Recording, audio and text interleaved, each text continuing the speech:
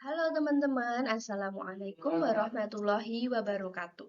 Apa kabar nih teman-teman? Semoga semuanya dalam keadaan sehat walafiat ya. Amin, amin ya robbal alamin. Iya teman-teman, kita hidup di dunia ini dalam banyak perbedaan kan ya? Apa aja sih perbedaan yang ada di sekitar kita, dalam kehidupan kita sehari-hari gitu? Dan mengapa perbedaan itu ada ya teman-teman? Iya, diferensiasi sosial yang akan kita bahas pada kesempatan saat ini.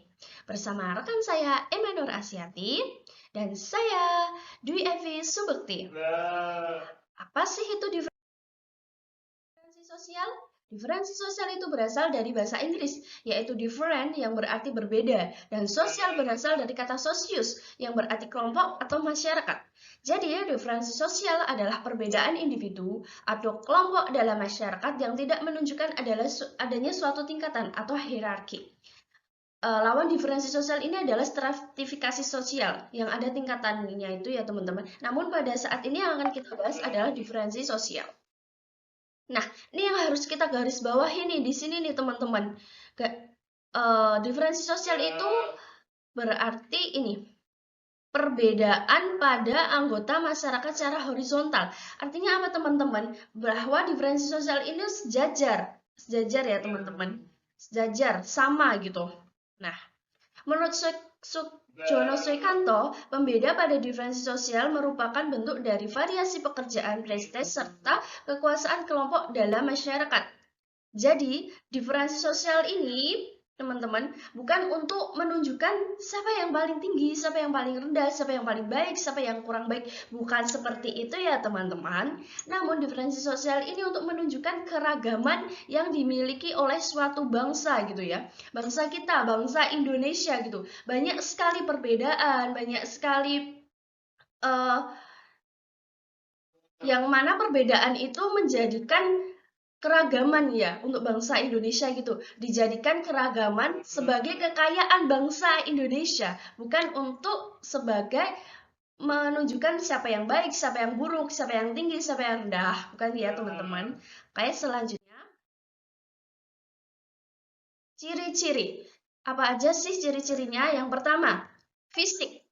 Ini seperti ras, warna kulit, warna mata, bentuk rambut, bentuk hidung gitu ya teman-teman. Ini misalnya saya gitu ya, yang berkulit sawo matang dengan si dia gitu yang berkulit putih gitu ya. Bukan berarti saya lebih baik, lebih lebih tinggi tingkatannya ketimbang si dia ataupun sebaliknya karena itu sama gitu, sejajar gitu. Fisik itu sejajar ya teman-teman. Jadi dia masuk ke diferensi sosial gitu. Yang kedua, ada sosial. Sosial ini biasanya berkaitan dengan profesi atau pekerjaan, teman-teman. Yang kita kan punya minat, bakat, punya keahlian masing-masing gitu. Jadi kita berhak memilih pekerjaan apa yang kita mau gitu, teman-teman.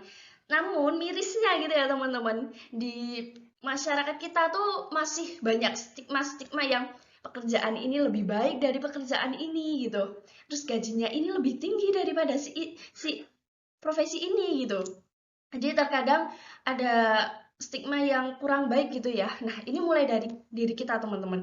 Bahwa profesi dan pekerjaan itu ya, itu tuh sama gitu teman-teman. Itu termasuk diferensi sosial gitu. Sama seperti yang ini tadi ya, fisik ini ya teman-teman. Kenapa sama? Karena fisik kan kita juga punya keunikan masing-masing setiap individu gitu.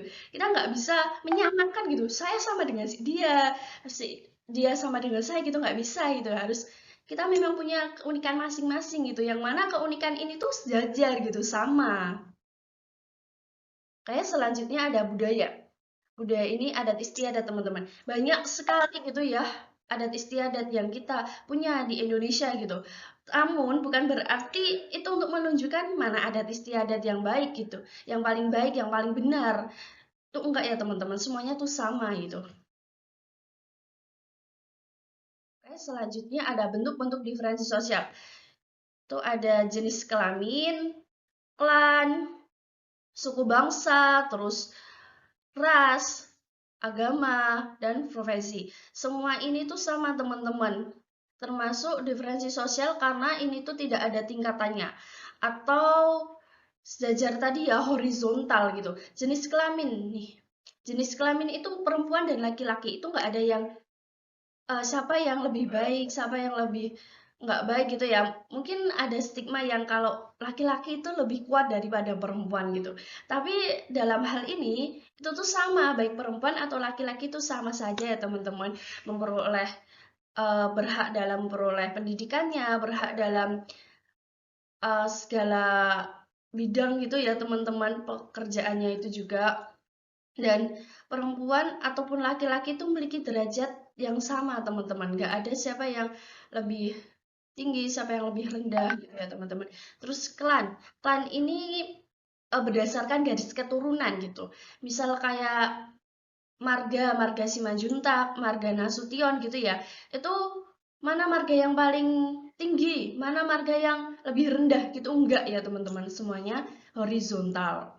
Suku bangsa juga gitu, ras, agama, dan profesi juga semuanya horizontal ya, sama ya teman-teman. Oke, selanjutnya. Jadi selanjutnya adalah jenis-jenis diferensiasi sosial. Menurut seorang sosiolog Karis Valastoga, jenis diferensi sosial dibagi menjadi 3. Yang pertama yaitu diferensi tingkatan atau rank differentiation. Diferensiasi tingkatan muncul karena adanya tingkatan dari barang dan jasa.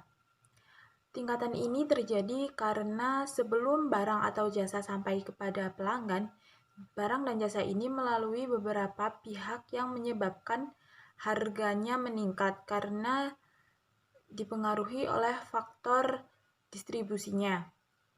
Sehingga terjadi ketimpangan atau perbedaan harga antara barang dan jasa di suatu daerah.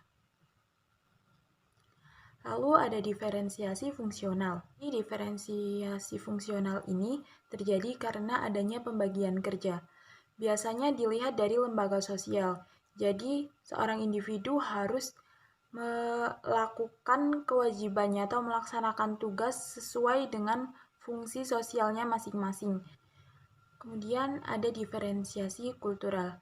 Diferensiasi kultural ini terjadi karena adanya suatu aturan yang dianggap tepat di suatu daerah. Setiap daerah memiliki peraturan atau norma sendiri berdasarkan kehidupan, lingkungan, dan budaya masyarakat sekitarnya. Lalu ada contoh-contoh diferensiasi sosial. Yang pertama yaitu adanya perbedaan warna kulit, seperti kulit yang berwarna sawo matang, kulit yang berwarna kuning langsat.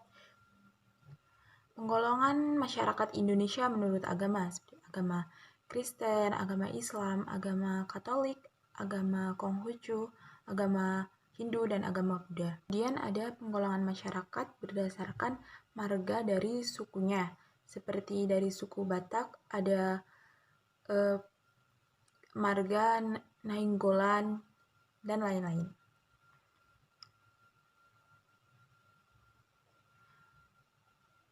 Penggolongan masyarakat berdasarkan rasnya, seperti Mongoloid, Kaukas. Penggolongan masyarakat berdasarkan sukunya. Penggolongan masyarakat berdasarkan profesinya. Penggolongan masyarakat menurut adatnya. Dampak dari diferensiasi sosial adalah primordialisme.